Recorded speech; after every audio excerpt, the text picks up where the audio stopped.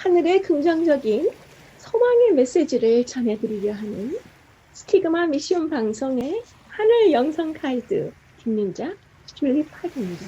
여러분 오늘 행복하고 감사한 하루 되세요. 고맙습니다.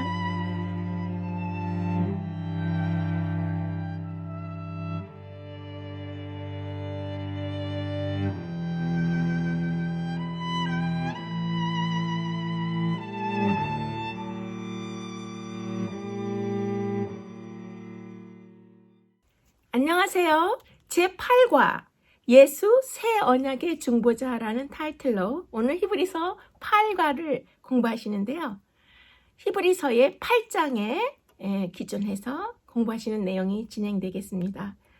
지난주에 한국에 구정설이었어요. 그래서 연휴로 명절을 맞이해서 굉장히 바쁜 시간을 보내셨고 또 이번 주부터는 동계올림픽이 열리고 있어요. 그래서 각 나라별로 국민들이 응원하면서 그 흥미진진한 올림픽 경기에 집중하시느라고 그 바쁜 사이에 6과와 7과가 훌쩍 지나가고 있습니다. 그래서 오늘 8과를 진행하고 있지만 6과와 7과가 어수선한 사이에 제대로 못 열어보신 분들은 조용한 짬을 내서 꼭 한번 들여다보시고요. 6과와 7과에 아주 중요한 내용들이 흘러가고 있는 것을 여러분들이 아실 수 있습니다. 우리가 그 올림픽 경기를 보면 끝까지 최선을 다하는 정신력과 그 부담감과 두려움 앞에서 도전하는 그런 정신을 볼 수가 있어서 히브리서를 공부하면서 우리가 경주하는 자세, 믿음에 경주하는 선수로서 굉장히 실물 교훈이 되고 또 우리에게 무언가 많이 생각하게 해주는 것 같아요. 그런데 우리가 꾸준히 공부할 때에 바쁜 일들이 있고 또 어수선한 일들이 있을 때 그래도 꾸준히 공부하시는 것이 진짜 시청자이신 것입니다. 어느 시골 마을에 앞집에는 수탉이 새벽마다 울어서 주인을 깨우는 집이 있었고 또 저녁마다 혹시 수상한 사람이 올까봐 무섭게 짖어대는 진돗개가 있는 그 뒷집이 있었어요. 그런데 최근에 들어서 어느 순간부터 앞집의 수탉도 울질 않고 뒷집의 진돗개도 밤에 짖질 않는 거예요. 그래서 하루는 뒷집의 진돗개가 앞집의 수탉에게 물어봤어요. 얘, 너는 맨날 네가 새벽에 크게 울어서 너희 주인을 깨웠잖아. 근데 요즘에는 왜 새벽에 울지 않는 거니? 라고 물었어요. 그랬더니 그 앞집의 수탉이 요즘에 우리 주인이 코로나 때문에 직장을 잃으셨어. 그래서 내가 굳이 새벽에 깨워드리지 않아도 돼. 늦게까지 늦잠 주무셔도 되거든. 그렇게 대답하는 거였어요. 그러면서 수탉이 뒷집의 진돗개에게 묻기를 너는 조금만 인기척이 있어도 그렇게 시끄럽게 짖어대더니 요새는 왜 이렇게 조용한 거니? 라고 물었어요. 그랬더니 그 뒷집의 진돗개가 나는 수상한 사람을 보면 짖거든. 도둑 같아 보이는 사람을 짖는데 요새는 사람들이 다 가짜 같고 도둑 같아. 그래서 옆에 있는 사람, 앞에 있는 사람 전부 다 도둑 같은데 우리 주인도 어쨌든 도둑 같아 보여. 그래서 내가 짖을 필요가 없는 거야. 전부 다 도둑이면 짖어봐야 내 입만 아픈 거 아니니? 네, 재미있는 이 이야기에서 요즘에 우리 주위에 어떤 그런 흘러가는 모습들을 우리가 상상해 볼 수 있습니다. 우리가 이 히브리서를 배우면서 계속 경주하는 자의 자세가 나오는데요. 우리가 그 올림픽 선수들처럼 포기하지 않고 끝까지 경주하는 그런 모든 교우 시청자들이 되셨으면 좋겠습니다. 제가 이 프로그램을 진행할 때에 이제 적절한 예화, 실화를 이제 가끔 포함해서 진행을 해드리는데요. 어떤 그 말씀을 전해드릴 때 예화나 실화를 전혀 쓰지 아니하면 창문이 없는 집과 같다 그랬어요. 그래서 그 집에 빛이 들어오지 않기 때문에 사물을 볼 수가 없고 이해할 수가 없는 거죠. 그런데 그 유리창문과 같은 그 예화나 실화를 또 너무 부적절하거나 또 많이 쓰게 되면은 온 집이 다 유리창문으로만 돼 있는 집 같은 그런 상황이기 때문에 굉장히 약하고 깨어지기 쉬운 거죠. 그래서 우리 모든 이 프로그램을 진행해 드릴 때에 특별히 그 묵상과 적용의 질문에서 많은 실화와 또 적절한 예화들을 곁들여서 여러분들이 어려운 영적 실물 교훈을 최대한 쉽게 빠르게 적절하게 소화하실 수 있도록 그렇게 도와드리고 있습니다. 그러면 오늘 제8과 준비된 내용을 또 진행하도록 하겠습니다. 오늘 배우시는 히브리서 8장은 하나님의 뉴딜 정책을 소개해 드리는 것입니다. 그러면 그 내용이 무엇인지 함께 보시도록 하겠습니다.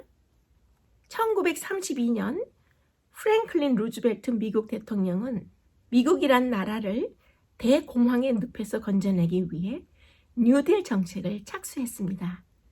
이러한 정책 구상은 국민들의 마음을 끌었는데요. 때마침 국민들은 급진적이면서도 새로운 경제적, 사회적 프로그램의 필요성을 공감하고 있었던 것입니다. 이번에 공부하시는 히브리서 8장에서 히브리서 저자는 하나님의 뉴딜 정책, 즉 하나님과 인류 사이에 일종의 언약 또는 협약을 공표합니다. 그것은 올드딜 정책, 즉 구약 율법과 계명보다 훨씬 우월한 새로운 약속을 제공하는 것입니다. 히브리서 8장에서 10장 18절까지는 히브리서의 신학 전개의 절정에 도달하는 것을 볼 수 있어요. 그래서 그 주제가 그리스도의 위격에서 그리스도의 사업으로 옮겨가는 것을 볼 수 있습니다.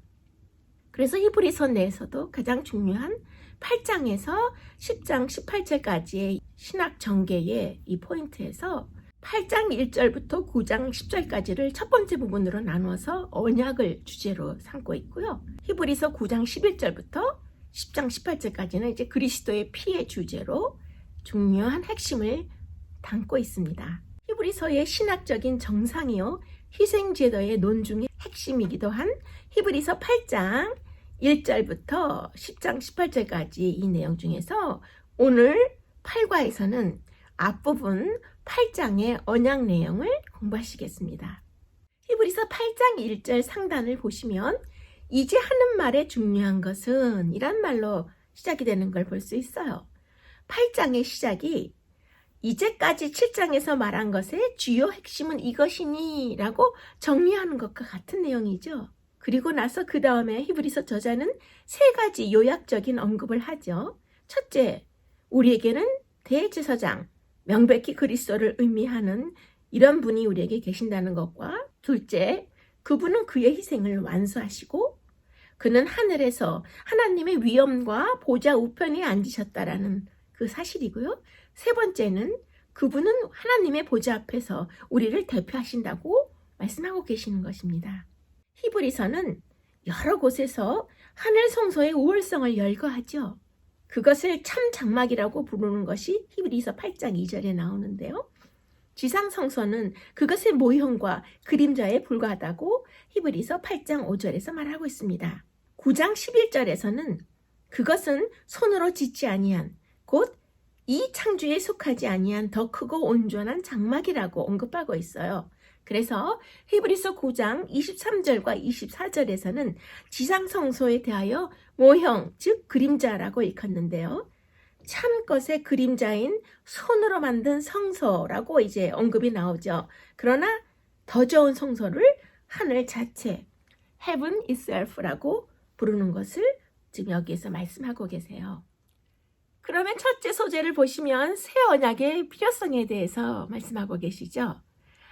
이 첫째 소재의 핵심은 옛 언약은 장차 다가올 예수님의 어떤 그 사역을 가리킬 뿐이지만 실제적으로 우리 인간들을 위한 온전한 이 속죄와 구원을 위해서는 그러한 사실들이 우리를 속죄하고 구원하는 그런 기회를 제공할 수 없기 때문에 새로운 완전한 온전한 언약이 필요하다는 그 필요성을 이야기하고 있습니다. 옛날의 제사장들은 이 땅에 있는 인간으로부터 하늘에 계신 하나님에게 이르기까지 이르는 다리를 놓음으로써 하나님 앞에 죄인들을 대리했었습니다. 사람들은 그들의 죄를 씻기 위해 짐승들의 혈관에서 피를 뽑아 제사장이 제단에 뿌린 그 동물의 피에 의지해야 했었죠. 이 방법에 있어서 문제점은 그 효력이 결코 영원하거나 최종적인 것이 아니라는 점입니다. 모든 제사의식에도 불구하고 거룩한 규정들을 준수함에도 불구하고, 그리고 그 많은 동물들을 도살함에도 불구하고 이 언약은 죄 문제에 대한 영구적인 해답을 제공할 수 없었습니다. 그리하여 하나님께서는 새 언약을 약속하셨는데 그 안에서 한 분 대제사장이신 우리 주 예수 그리스도께서는 하늘 성소에서 봉사하시면서 자신의 피를 희생 제물로 드리시는 것입니다. 여기에 우리의 피해와 절망을 친히 짊어지신 하나님이 계시는데요. 그리고 여기에 마침내 우리의 절실한 필요에 대한 해결책이 있는 것입니다. 히브리서의 위대한 메시지는 그리스도 안에서 우리가 우리의 가장 기본적인 필요에 대한 확고하고 영원하며 모든 시대에 적용되는 해결책을 갖고 있다는 것입니다. 옛 제사장들은 계속해서 피를 바쳤지만 그리스도께서는 단번에 한 번에 피를 뿌리심으로 인간의 죄의 문제를 영원히 해결하신 것입니다. 인간 제사장들은 끊임없이 서서 제사를 드리면서 인간의 문제를 고통스럽게 상기시키는 자로 섬겼습니다. 왜 그리스도께서는 탁월한 제사장이신가요? 우리는 영원한 제사장에서 세 가지 이유를 들었습니다.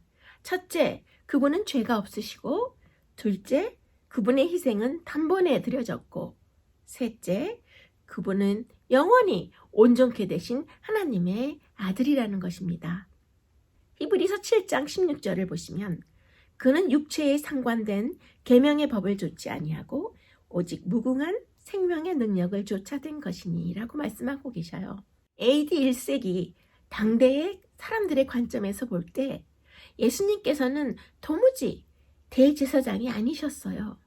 유다 지파의 한 가난한 사람이고 갈릴리 사람이며 랍비 학교에서 배우지 못한 시골 사람이고 성직을 좌지우지했던 그런 정치권 밖에 있었던 그분께서 그런 주장을 실현하기에는 가장 가망성이 없는 사람 같이 보였습니다. 그러나 하나님에 의해서 대제사장으로 임명된 하나님의 사람이 그리스도이셨기 때문에 그것은 참된 것이었어요. 그러면 히브리서 7장 19절을 보시면 이에 더 좋은 소망이 생기니 이것으로 우리가 하나님께 가까이 가느니라 라고 말씀하고 계십니다. 그리스도께서는 하늘 성소에서 영원토록 대제사장으로 계시지 않았어요. 오히려 그리스도께서는 2000년 전에 인간으로서 이 땅에서 통과하셨던 경험들 때문에 대제사장이 되신 것입니다. 그는 갈바리에서 그의 생명을 버리셨을 때 이 땅에서 단 한 번에 자신을 드리셨기 때문입니다. 첫째 소재의 묵상의 질문을 보시면 율법이 우리를 구원할 수 없는 이유가 무엇인가요? 라고 묻고 있어요. 우리가 율법을 아무리 열심히 완벽하게 지킨다 하더라도 율법 자체가 우리를 구원하지 못하는 이유가 무엇입니까? 라는 아주 어려운 질문을 묻고 있습니다. 그러면 우리 다 함께 예레미야 2장에 있는 말씀을 보시도록 하겠습니다. 내가 잿물로 스스로 씻으며 내가 많은 비누를 쓸지라도 내 죄악이 내 앞에 그대로 있으리니. 외적인 해법으로는 인간 마음의 문제를 해결할 수 없다고 성경은 분명히 말하고 있습니다. 우리 스스로 깨끗해질 수 없다고 못 박아 말하는 것입니다. 우리는 온갖 외적인 방법으로 내면의 죄책감을 떨쳐내려고 하지만 예수님은 그런 방법이 결코 통하지 않는다고 단언하셨던 것입니다. 종교는 자기 의와 자기 중심주의, 자기 사랑을 전혀 제거하지 못합니다. 전혀 내적 마음을 강하게 변화시키지 못하는데요. 인간의 종교는 그래서 겉만 청소할 뿐인 것입니다. 그러면 히브리서 7장에 있는 말씀을 보시겠습니다. 자기를 힘입어 하나님께 나아가는 자들을 온전히 구원하실 수 있으니 죄는 한 곳에만 머물지 않습니다. 반드시 하나님과의 분리로 이어져서 결국에는 막대한 고통을 낳는데요. 우리가 죄를 지을 때 먼저 이 생이 힘들어지고 종국에는 내세를 망치는 것입니다. 사회 구조가 바뀌어도 인간의 악한 마음은 상관없이 겉으로 드러났어요. 정치도 역시 외적 해법이죠. 정치로는 인간의 마음을 바꿀 수 없는 것입니다. 우리는 모두 착한 행실로 자신을 조금이라도 씻어내려고 하지만 그래봐야 아무런 소용이 없는 것을 알 수 있어요. 인간의 착한 행실이라는 외적인 해법으로 우리 자신을 깨끗이 하려고 애쓰지만 결국 외적 해법으로는 우리의 영혼을 다룰 수 없다는 것을 깨닫게 되는 것입니다. 오직 그리스도의 보혈만이 우리를 깨끗하게 하시는 것입니다. 이렇게 깨달음이 없느냐? 밖에서 들어가는 것이 능히 사람을 더럽게 하지 못함을 알지 못하느냐? 이는 마음으로 들어가지 아니하고 배로 들어가 뒤로 나감이라. 마가복음 7장에 있는 말씀입니다. 여기에서 보시면 예수님의 언어는 매우 시각적인 걸 알 수 있어요. 깨끗한 음식을 먹든 더러운 음식을 먹든 우리 입으로 들어가서 우리의 위를 거쳐서 다 화장실로 나간다는 것이죠. 그 어떤 음식도 마음으로 들어가지 않는데요. 그래서 밖에서 안으로 들어온 것이 우리를 더럽게 하는 법은 결코 없다라는 말입니다. 그러면 이어서 마가복음 7장 20절에 있는 말씀을 또 보시겠습니다. 사람에게서 나오는 그것이 사람을 더럽게 하느니라. 이 모든 악한 것이 다 속에서 나와서 사람을 더럽게 하느니라.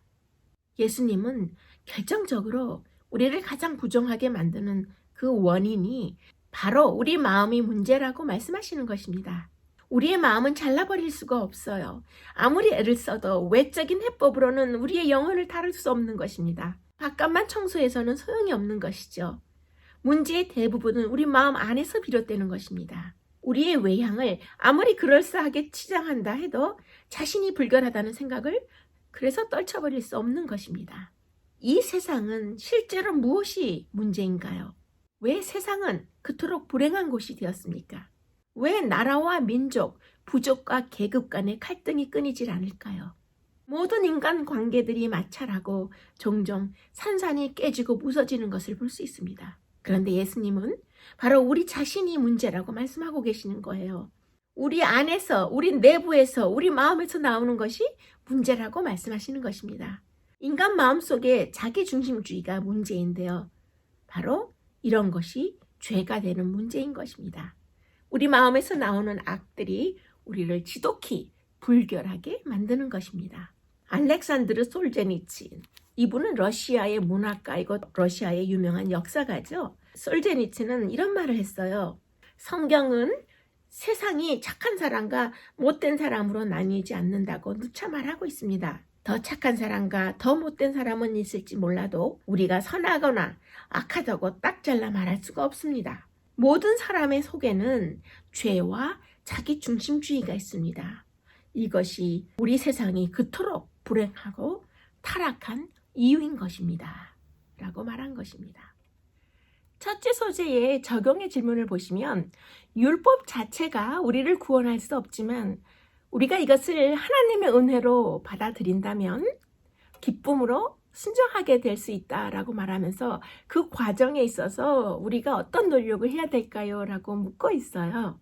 18세기 영국 문학 역사에서 윌리엄 쿠퍼는 존 웨슬리와 조지 휘트필드가 주도한 새로운 신앙 부흥 운동을 대표하는 시인으로 알려져 있습니다.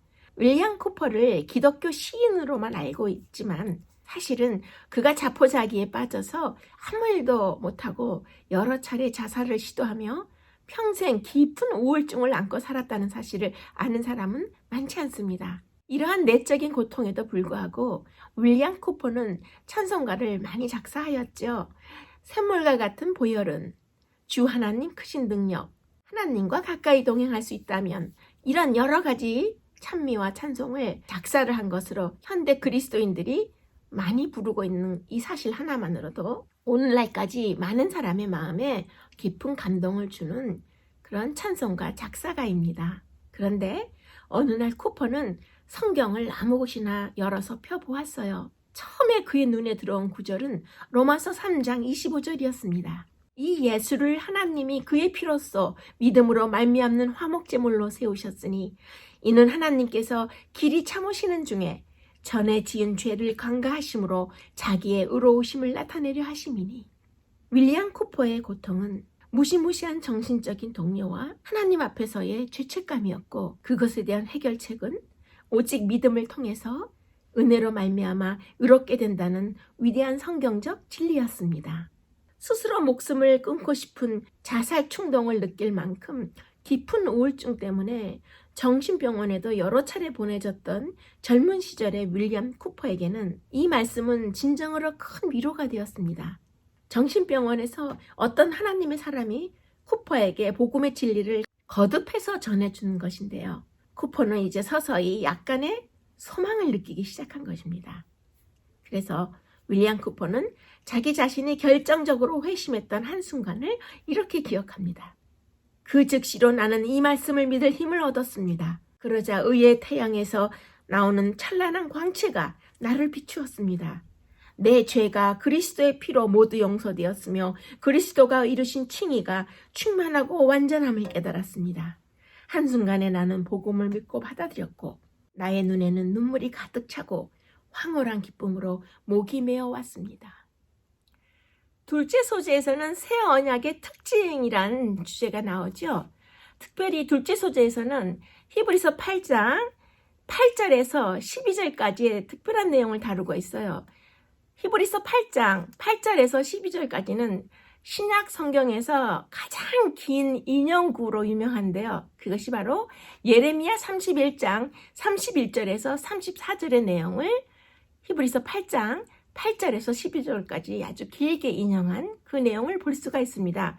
그런데 특별히 이 부분에서 하나님이 주시는 새 언약이 옛 언약보다 더 나은 점들 4가지가 묘사되고 있어요. 특별히 그것은 이제 하나님께 관해서 우리 인간이 괴로워하는 어떤 문제점들에 대한 어떤 그 대답을 담고 있습니다. 그래서 굉장히 중요한 내용인데요. 그러면 히브리서 8장의 내용에 그 4가지 이유를 한번 보시도록 하겠습니다. 내 법을 저희 생각에 두고 저희 마음에 이것을 기록하리라. 새 언약은 외적 목록들 대신에 내적인 동기와 힘을 제공하는 것을 지금 이 성경절에서 보실 수 있어요. 10절 상단의 말씀인데요. 그래서 이 내용은 나는 표준에 미칠 수가 없어라는 인간의 그 솔직한 감정에 답을 해주고 있는 것입니다. 8장 10절 하단을 보시면 나는 저희에게 하나님이 되고 저희는 내게 백성이 되리라 라고 말씀하고 계셔요. 새 언약은 두려운 냉담한 관계 대신에 매우 친밀한 관계에 근거하고 있다는 것을 보여주고 계시는 것입니다. 그래서 우리가 나는 두려워, 하나님은 나를 두렵게 해, 나는 그분으로부터 멀리 떨어져 있게 해줘라는 느낌에 대해서 그 해결책이 되는 대답을 지금 10절 하단에서 해주시고 계시는 것이죠. 그 다음 11절을 보시면 저희가 작은 자로부터 큰 자까지 다 나를 알미니라 라고 말씀하고 계셔요. 이 내용에서는 새 언약이 불안정과 불확실함 대신에 확신과 신뢰를 주는 것을 표현하고 있습니다. 그래서 나는 내가 주님과 어떤 사이에 있는지 결코 확실히 알지 못하겠어 라고 스스로 느끼는 것에 대해 해답을 해주는 것이죠. 그 다음 12절을 보시면 내가 저희 불의를 긍휼히 여기고 저희 죄를 다시 기억하지 아니하리라 라고 말씀하시죠. 새로 주시는 이 새 언약은 실패와 잘못 대신에 용서와 자비를 강조하고 있다는 것을 알 수 있습니다. 그래서 나는 죄를 짓고 있어. 그래서 죄 문제를 해결할 수가 없더라고 스스로 고백하는 그 내적인 갈등에 답을 주시는 것이 바로 지금 보시는 12절의 말씀입니다. 그래서 방금 보신 이 히브리서 8장 10절에서 12절까지 인용된 이 원문의 내용인 예레미야 31장은 새로운 언약을 말하고 있는 것이 아니라 이스라엘과 맺은 처음의 언약을 갱신하신 것이라고 주장하는 것입니다. 그래서 새 언약에 대한 하나님의 약속은 사실 하나님께서 모세를 통해서 이스라엘과 처음 맺으셨던 언약을 갱신하는 것이라는 것을 예레미야 31장의 31절부터 34절을 그대로 인용해서 히브리서 8장에서 말씀하고 계시는 것입니다. 그리스도께서 우리를 위하여 저주를 받은 바 되사 율법의 저주에서 우리를 속량하셨으니 갈라디아 3장의 말씀입니다. 예수님께서 우리를 대신해 저주를 받으심으로 하나님의 언약을 온전히 성취하셨기 때문에 새 언약은 축복만 포함하고 있는 것을 지금 갈라디아에서 말씀하고 계시는 거예요. 하나님께서는 그분의 율법을 변경시키거나 기준을 낮추지 않으셨고 대신에 하나님의 아들을 언약적 약속의 보증으로 보내주신 것입니다. 그래서 새 언약 속에는 백성들의 불충실함으로 인해 깨져버린 언약을 갱신한다는 의미뿐만 아니라 하나님께서 이루실 새 일에 대한 약속도 포함되어 있는 것입니다. 이어서 히브리서 10장 18절을 보시겠습니다. 이것을 사하셨은즉 다시 죄를 위하여 제사 드릴 것이 없느니라. 지금 보시는 히브리서 10장의 18절 말씀에서는 하나님께서 예레미야 31장에서 예언하신 것처럼 새 언약 아래에서는 그분이 결정적으로 죄를 다루실 것이며 따라서 더 이상 죄를 위한 어떤 희생, 제물도 필요 없다는 것을 말씀하고 계시는 것입니다. 둘째 소재의 묵상의 질문을 보시면 우리가 인간관계 속에서 자주 불충실한 그런 사실을 기억하고 하나님의 신실하심의 교훈을 묵상하라고 묻고 있어요. 그러면 이제 다음 주에 곧 다가오는 발렌타인데이를 또 예를 들어서 한번 생각해 보도록 하겠습니다. 매해 2월 14일은 성 발렌타인데이입니다. 발렌타인데이의 유래를 아시는지 모르겠어요. 아주 오랜 세월 전 옛날에 로마에 발렌타인이란 이름의 남자 수도사가 있었습니다. 그는 남들은 한 가지씩 다 재주와 재간이 있는데 자기에겐 한 가지도 재주가 없는 것 같아서 늘 비관하며 살았어요. 그런데 어느 날 발렌타인은 기도하는 중에 너는 내가 할 수 있는 일을 하라는 이상한 음성을 들었다고 합니다. 며칠을 생각한 끝에 발렌타인은 자기 자신이 할 수 있는 일이 별로 없는데 그래도 글씨를 쓰는 것은 배웠으니 편지는 쓸 수 있다고 생각하고 편지라도 쓰기 시작했어요. 병자나 고민하는 사람이나 죄수나 누구든지 위로가 필요하다고 생각되는 사람들에게 사랑의 글을 써서 자기가 자기 손으로 직접 배달하고 전달하였습니다. 이 발렌타인의 사랑의 편지는 로마의 시민들을 기쁘게 하였고 그는 사람들에게 알려지기 시작해서 일약 명성을 얻게 되었어요. 이것을 질투했던 그 당시의 국왕은 갑자기 누명을 씌워서 발렌타인을 감옥에 넣었습니다. 그런데 어느 날 비둘기 한 마리가 그가 갇혀있는 감방에 들어왔어요. 발렌타인 수도사는 하트 모양을 한 나뭇잎에 사랑의 말을 적어서 비둘기 잎에 물려주었습니다. 우연하게도 이 나뭇잎 편지를 받게 된 사람은 슬픔에 쌓인 죽기 직전의 한 여인이었습니다.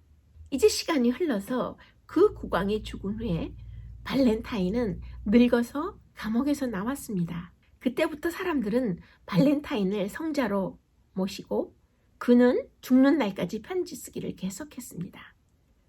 그래서 사람들은 하트 모양의 종이를 장식하기도 하고 사랑의 글을 교환하는 관습을 그때부터 가지게 된 것입니다. 그런데 오늘날 이 아름다운 전통이 그냥 남녀가 서로의 애정이나 사랑을 고백하는 날로 바뀌어 버렸고 상인들을 기쁘게 해서 많은 초콜릿과 카드를 파는 그런 날로 변질하고 말았습니다.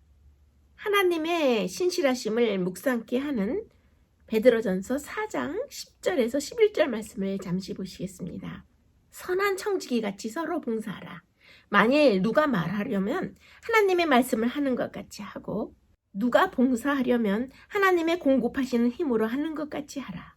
이제 우리가 이번 주에 발렌타인데이를 맞이하게 되는데요. 성자 발렌타인처럼 자신이 받은 달란트를 사용해서 봉사하는 정신을 배우기 위해서 우리가 이번에는 이날을 조금 특별한 묵상으로 한번 생각해 보시면 여러분들에게 좋은 시간이 되실 것입니다. 둘째 소재의 적용의 질문을 보시면 그대가 맺고 살아가는 그런 여러 가지 인간관계들 속에서 어떻게 하면 변함없는 하나님의 신실하심을 실천하며 그것을 보여주며 살 수 있을까요? 라고 묻고 있어요. 사실 우리가 그리스도인으로서 살아가면서도 많은 어려움을 겪는 것은 지극히 사소한 일에 우리 인간관계가 망가지거나 변하기 때문이라고 생각합니다. 어느 아주 친한 두 친구가 동업을 하고 있었어요. 굉장히 가까운 친구였는데요. 이 두 사람이 싸움을 하고 그 법정으로까지 이제 이 사건을 가지고 가게 되어서 동업을 하던 친구들이 이제 갈라서게 되었어요. 판사 앞에서 이제 판사가 묻습니다. 무슨 일로 이렇게 감정을 상하셨습니까? 라고 묻자 한 친구가 네, 저 친구와 저와는 굉장히 가까운 사이였는데요. 저희 집을 한번 놀러 왔길래 아주 맛있는 감자를 맛있게 잘 쪄서 설탕과 함께 맛있게 먹도록 대접을 했는데요.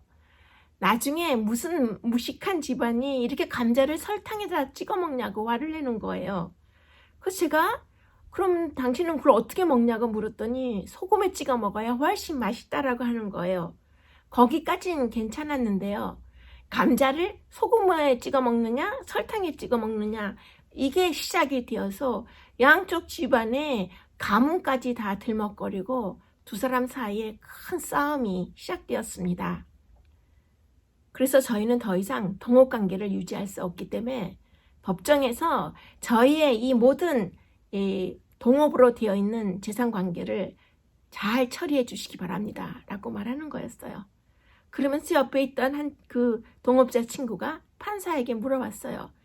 저 죄송합니다마는 판사님은 감자를 드실 때 소금을 찍어 드시나요? 설탕을 찍어 드시나요? 정말 궁금합니다 라고 물었어요.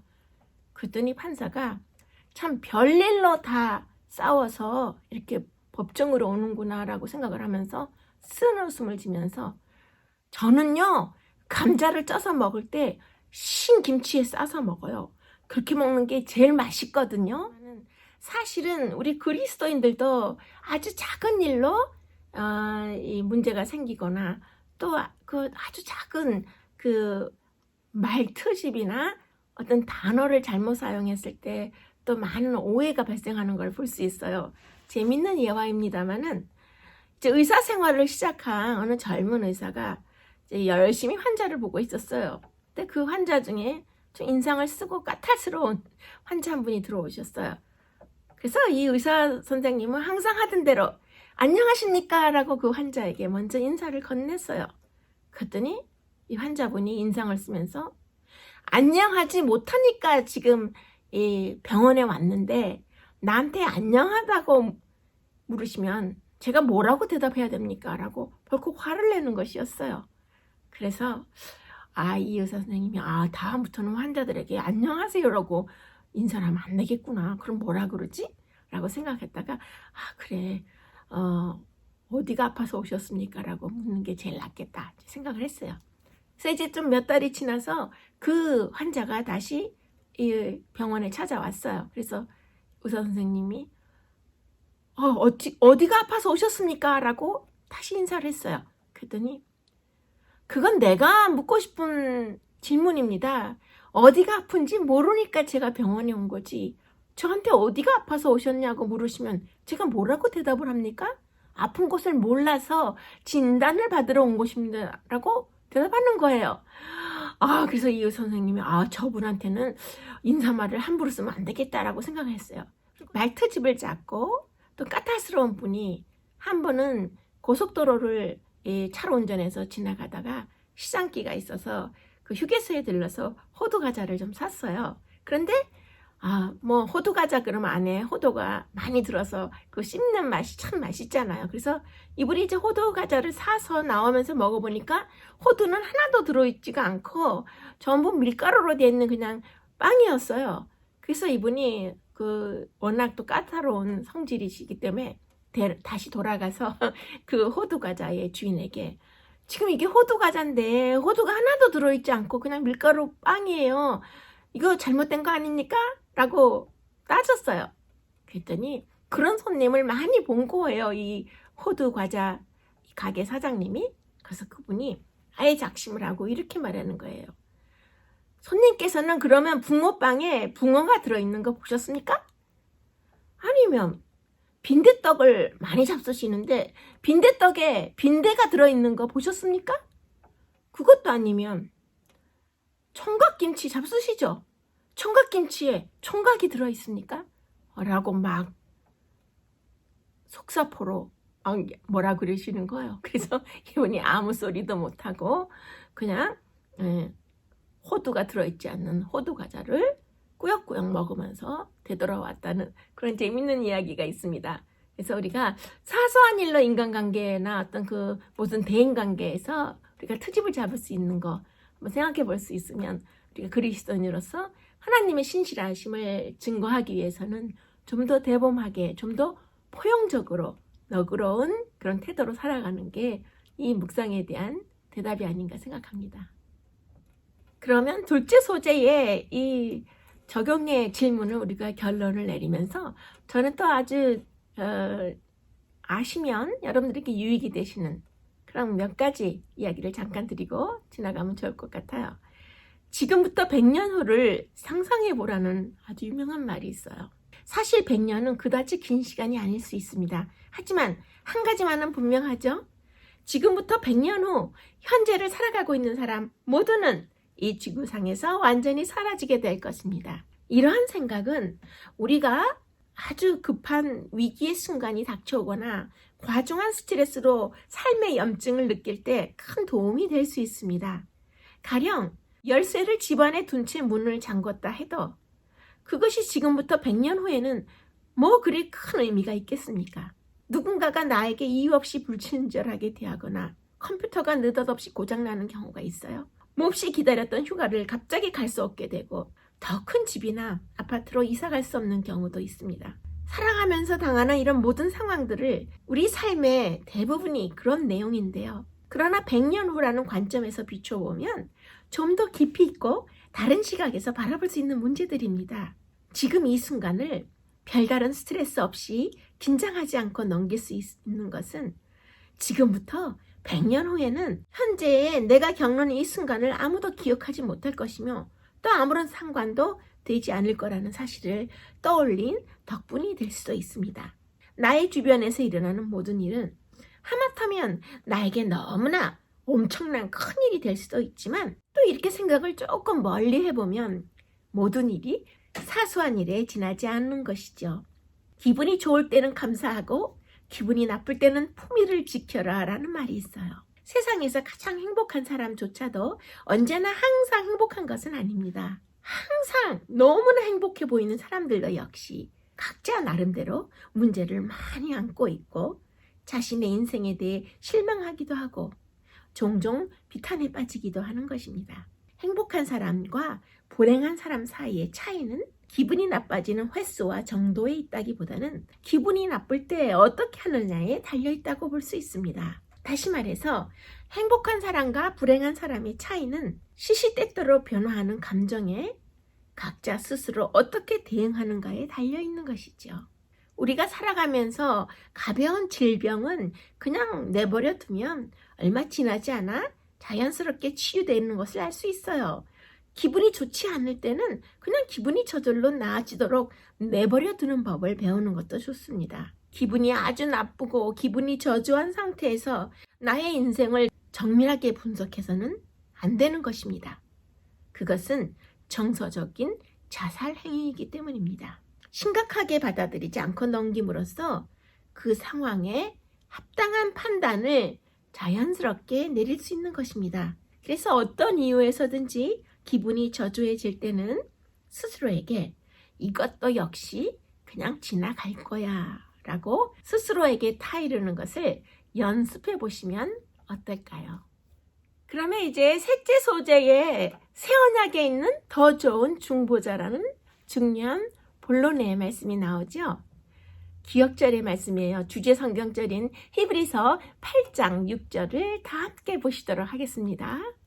그러나 이제 그는 더 아름다운 직분을 얻으셨으니 그는 더 좋은 약속으로 세우신 더 좋은 언약의 중보자시라. 히브리서 8장 6절에서 13절까지는 옛 언약보다 탁월하다고 말하는 새 언약을 소개하고 있어요.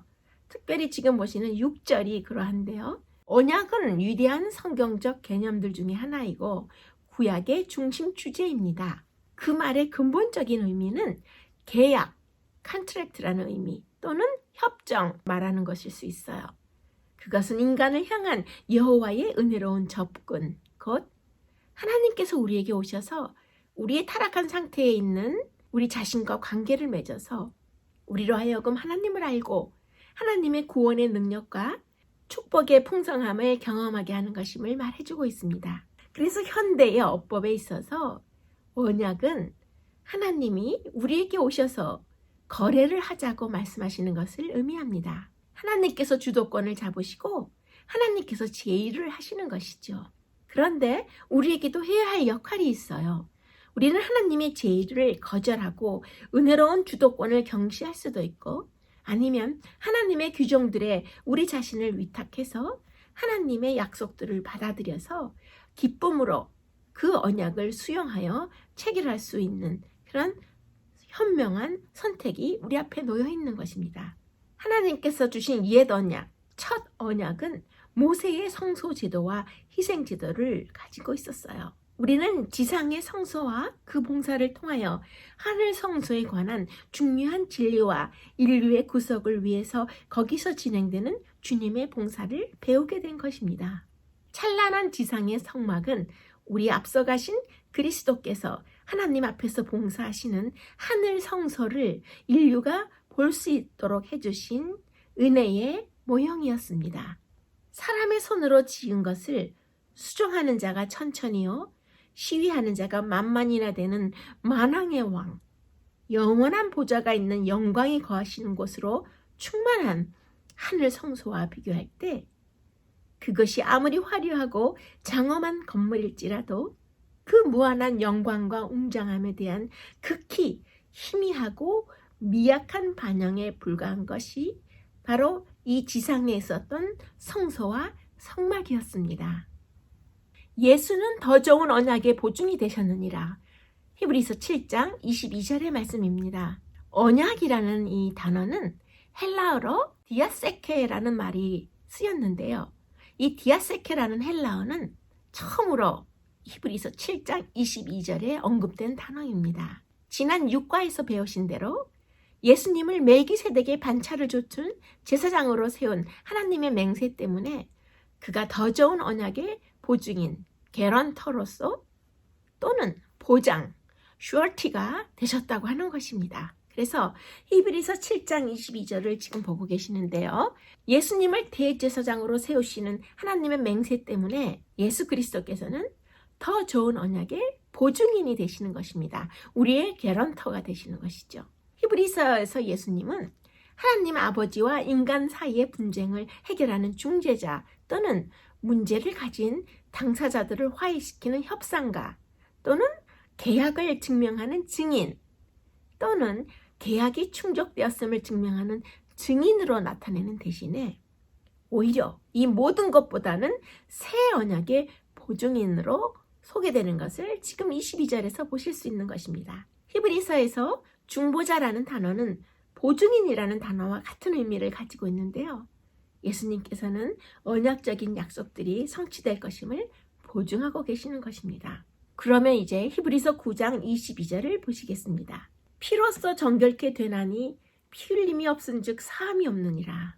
히브리서 9장 15절에서 22절까지를 보시면 두 언약을 이야기하고 있죠. 옛 언약과 새 언약 두 가지 모두 희생 제물들, 즉 동물들을 갖고 있거나 혹은 예수 그리스도 자신을 가진 그 차이점을 알 수 있어요. 그리스도의 희생과 새 언약만이 인간의 모든 죄의 용서를 영원히 제공할 수 있는 것입니다. 만일 인간이 죄로부터 영원히 해방되어야 한다면 새로운 길, 새로운 소망이 와야 하는데요. 동물의 그 피 흘리는 희생 제물로부터 오는 것이 아니라 우리 인간의 죄로부터 영원한 해방을 위해서는 하나님 자신으로부터 오는 그 무엇이 있어야 함을 우리는 이 성소의 모습에서 생각해 볼 수 있습니다. 모세의 성소와 지성소, 그리고 그 안에서 동물들의 피 흘림의 제사제도와 모든 그 예식법은 그 자체로서는 우리 인간의 죄 문제에 대한 결정적인 해답을 결코 제공할 수 없었습니다. 그것은 가치 있는 것이었으나 한시적인 것이었죠. 그래서 그리스도의 죽음만이 새 언약의 제정을 가능하게 했으므로 예수님은 깨져버린 언약의 법적 의무들을 직접 짊어지시고 우리의 죄를 위한 보증인으로 이 세상에 오신 것입니다. 지금 그 동물의 희생을 진행하고 있는 그 성소의 이전 모습이 보이고 있죠. 그래서 우리는 그리스도의 죽음만이 우리를 위한 영원한 해결책이 되었다는 것을 이 새 언약에서 다시 한번 생각해 볼 수 있는 것입니다. 셋째 소재의 묵상의 질문을 보시면 그리스도께서는 언약이 요구하는 순종을 완전히 충족시키셨다고 했는데요. 그러면 우리가 우리의 삶 속에서 하나님께 순종하는 그 역할이 왜 그렇게 중요할까요? 라고 묻고 있어요. 십자가를 2000년 전의 십자가가 아니라 현재, 오늘, 지금, 이 순간 내 앞에 서 계신, 나를 위해 돌아가신 주님의 십자가로 우리가 느껴야 하고, 그 십자가에서 흘리신 예수님의 피, 그 보혈은 까마득한 2000년 전에 흘리신 역사적인 보혈이 아니라 현재, 오늘, 지금, 이 순간 내 자신을 위해 흘리시고 계시는 예수님의 피로 우리가 받아들여야 하는 것입니다. 예수 그리스도께서는 우리의 그 죄된 본성의 조련사라고 하셨어요. 죄의 본성을 꾹꾹 눌러주시는 조련사라고 말씀하시는데요. 그러면 지금 보시는 이 사진에서는 러시아 모스크바를 방문하시면 정말 유명한 세계적인 그 서커스 프로그램이 많이 있어요. 여러분들이 러시아를 여행하시게 되면 이제 발레의 종주국인 이 모스크바나 또 세인트피터스버그 가시면은 유명한 그 발레단의 공연 모습, 그 다음에 특히 모스크바에서는 이렇게 그 유명한 세계적인 그 모스크바 서커스 극장이 따로 있어요. 그래서 관람을 하시는데 지금 보시는 모습처럼 사나운 맹수들을 조련하는 모습이 이제 그 프로그램의 나중 부분에 나오죠. 이 서커스에서 이 사자나 표범을 다루는 이 조련사들의 모습을 볼 때 그리스도께서는 우리 속에 감추어진 그런 죄의 본성을 꾹꾹 누르시고 조절하시는 그런 조련사가 아닌가라고 우리가 생각해 볼 수 있어요. 맹독성 그대로의 야수인 이 사자와 호랑이들입니다. 그런데 무서운 동물들이 훈련을 하는 조련사와의 그 특별한 컨트롤, 제어하는 어떤 그 컨택을 통해서 특별한 그 훈련을 받으면서 조련사와 커넥트가 돼 있고 조련사와 어떤 그 컨트롤이 돼 있을 때 관람객이나 주위의 사람을 물거나 죽이지 않고 어린 양이나 토끼같이 그 조련사에게 순종하는 모습을 볼 수 있어요. 하지만 조련사가 부재시거나 혹은 조련사와의 어떤 그 컨택하는 컨트롤이 부실했을 때 곧바로 이 맹수들이 관람객을 해치거나 큰 무리를 일으키는 것을 뉴스에서 볼 수 있었죠. 우리가 이렇게 유명한 세계적인 서커스 공연을 가보면 그 무서운 맹수들을 자유자재로 조절하는 그 조련사들의 그 능력을 볼 수 있는데요. 우리가 이 부분에서 오늘 이 묵상의 질문을 생각해 볼 때 하나님께 순종하는 어떤 그 역할의 그 삶을 살 때에 우리가 하나님께 그 눈을 맞추지 아니하고 예수 그리스도께서 우리를 조절하시는, 제어하시는, 조련하시는 그 능력에서 우리가 떨어져 나갈 때는 우리도 이 맹수와 같이 원래 우리가 갖고 있던 악한, 사납고 죄악적인 모습에서 컨트롤을 받을 수 없다는 것을 알 수 있어요. 그래서 우리를 조련하시는 우리의 조련사 예수 그리스도에게 눈을 고정할 때, 그분께 순종할 때 그리스도의 우리를 제어하는 힘, 그리스도께서 우리와 연결된 그 가능성만이 우리로 하여금 온전히 하나님께 순종하게 한다는 것을 생각해 볼 때에 우리가 순종하는 것이 왜 중요하냐면 우리가 악한 본성을 가지고 있지만 그 무서운 그 공격하는 힘을 갖고 있는 그런 악한 사람들이 있지만 우리의 조련사 되시는 예수 그리스도와 연결이 되었을 때 우리는 순종할 수 있다는 것이죠. 우리가 순종의 삶을 살아간다는 것은 예수님과 연결되어 있다는 아주 중요한 표시이기 때문에 순종을 예수 그리스도의 조련하시는 힘을 통해서 유지하고 또 그것을 발휘할 수 있다는 것을 묵상해 보시면 좋을 것 같습니다. 그러면 이제 넷째 소재에 있는 새 언약에 있는 더 좋은 약속, 더 나은 약속에 대해서 생각해 보실 텐데요. 출애굽기에 있는 말씀을 함께 보시도록 하겠습니다. 모세가 그 피를 취하여 백성에게 뿌려 가로되 이는 여호와께서 너희와 세우신 언약의 피니라. 출애굽기 24장 8절의 말씀입니다. 하나님과 이스라엘 사이의 언약은 피로 비준되었다고 하셨어요. 이 피는 제단 위와 아래에 뿌려졌는데요. 십자가의 제물이 되어 피를 흘리셔야 했던 예수 그리스도의 순종은 하나님의 약속이 되어서 우리에게 죄를 속해 주시는 그런 성취의 보증이 되신 것입니다. 이렇게 고통스러운 예수 그리스도의 십자가의 제물의 피가 꼭 필요했나라고 우리가 생각해 볼 수 있지만, 우리의 영생을 위해서 예수 그리스도의 십자가의 피보다 약한 조건으로 우리의 구원을 허락하여 주신다면 온 우주의 행복은 다시 위험에 처하게 될 것이고, 모든 비애와 고통을 일으키는 그 죄가 그 과정을 반복하게 될 것이기 때문입니다. 히브리서 10장 1절을 보시면 율법은 장차 오는 일의 그림자여 참 형상이 아니므로 같은 제사로는 온전케 할 수 없느니라 라고 말씀하고 계셔요. 그러면 여기에서 우리가 새 언약이 더 나은 이유들 두 가지를 생각해 볼 수 있습니다. 첫째, 새 언약은 모형이 아니라 실물인 것입니다. 모세의 율법 아래 있었던 그 시절에는 모든 제사장들은 희미한 형태와 희미한 모형의 윤곽 안에서 일했어요. 그러나 그리스도께서 우리 모두를 위해서 하늘의 성소에 들어가셨을 때 그분은 실물에 발을 들여놓으신 것입니다. 그리고 두 번째 이유는 새 언약은 흠이 있는 것이 아니라 흠이 없음, 무흠인 것이 그 중요한 이유가 되겠습니다. 넷째 적용의 질문을 보시면 예수님처럼 하나님의 뜻에 온전히 순종하며 살기 위해서 우리의 삶의 어떤 부분을 고치고 개선해야 할까요? 라고 묻고 있습니다. 그러면 우리 그 묵상을 위해서 시편 69편에 있는 말씀을 함께 보시도록 하겠습니다. 주의 집을 위하는 열성이 나를 삼키고, 시편 69편 9절의 말씀이죠. 그런데 이 말씀이 무색할 정도로 오늘날의 하나님의 백성들은 예수님과 너무 멀리 있고 열성이 없습니다. 현대 기독교가 앓고 있는 가장 무서운 질병은 무열정, 무감동의 병이에요. 말 그대로 감동이 없고 열정이 없는 상태를 말하는 것입니다. 우리가 과연 죽었는지 살았는지 도대체 분간하기 어려울 정도로 교회가 침체된 상태에 있는 것입니다. 미국에서 유행하는 요즘에 재밌는 말이 있어요. 사탄으로 시작해서 크리스찬으로 끝나는 사람이 있어요. 이런 사람을 사리스천이라고 합니다. 바울이 바로 그런 사람이죠.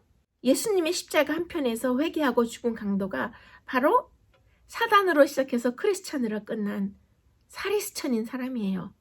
그러나 반대로 크리스찬으로 시작해서 사탄으로 끝나는 사람들이 있어요. 이런 사람을 크리스탄이라고 말하는 것입니다. 사탄의 유혹에 넘어가서 돈을 감추고 일부만 헌금한 아나니아와 삽비라 같은 그런 사람들이 크리스탄이죠. 또 바울을 죽을 둥 살 둥 따라다니다가 세상이 좋아서 다시 세상으로 떠난 데마라는 사람도 크리스탄인 것입니다. 그래서 지금 보시는 디모데후서 4장 10절을 보시면 이렇게 증언하고 있어요.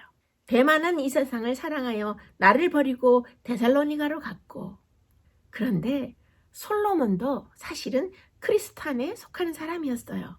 솔로몬의 시작은 참으로 찬란하였습니다. 하나님께서 그에게 엄청난 축복을 주셨거든요. 1000번이 넘는 번제를 드렸어요.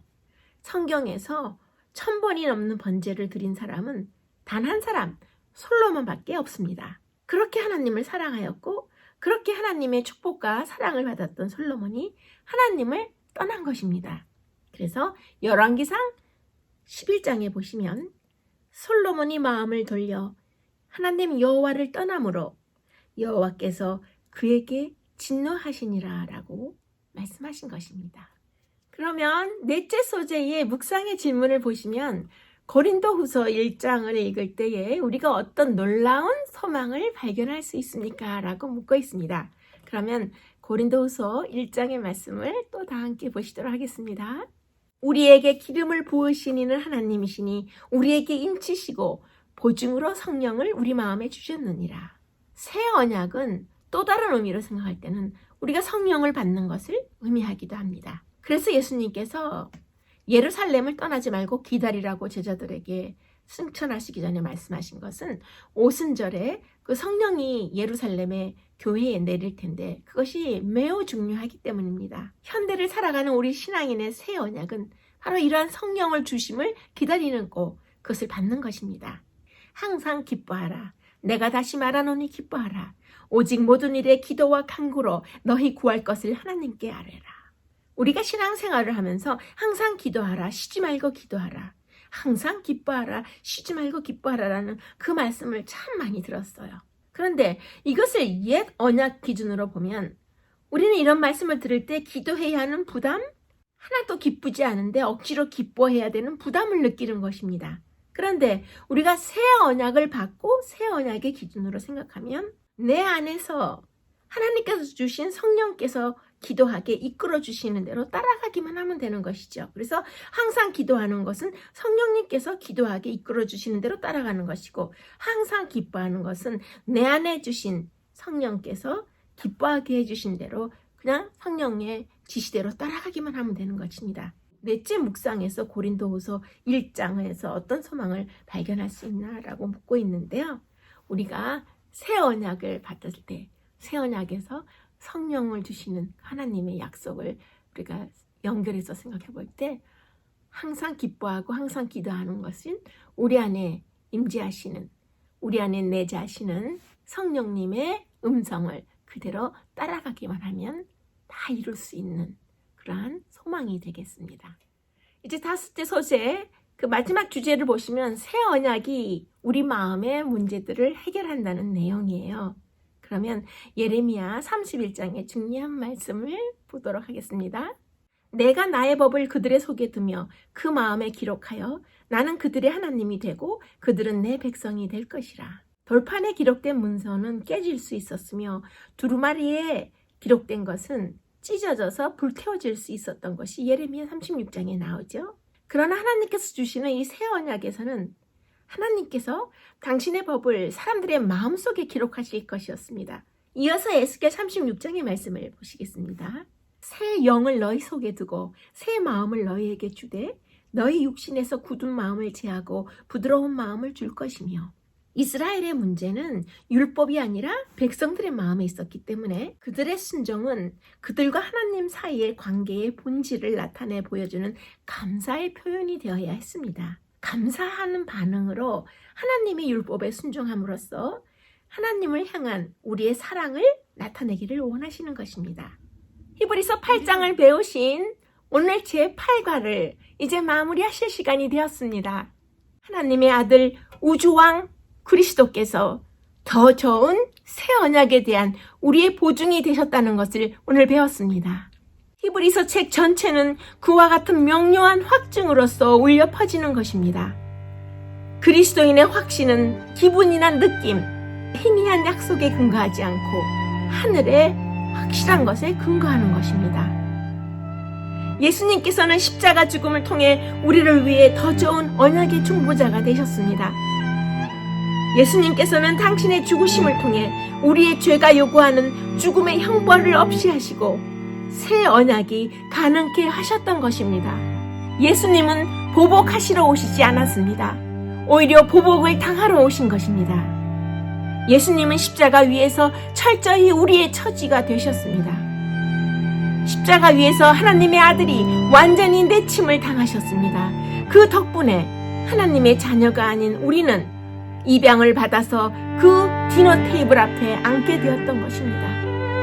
우리를 아들, 딸의 자격으로 디너 테이블에 앉게 하도록 하기 위해서 주인의 아들인 그리스도께서 하인과 종이 되신 것입니다. 예수님이 이처럼 우리의 처지가 되신 덕분에 우리는 얼마든지 하나님께 나아갈 수 있습니다. 우리 같은 종의 신분으로 만찬의 테이블에 앉을 수 있도록 주인의 아들이 희생되셨습니다. 우리의 혀가 풀려서 하나님을 왕이라 부를 수 있도록 그분이 벙어리가 되신 것입니다. 자격 없는 우리 모두를 향한 하나님의 일방통행, 이 짝사랑을 받아들이지 못할 만큼 교만해서는 안 될 것입니다.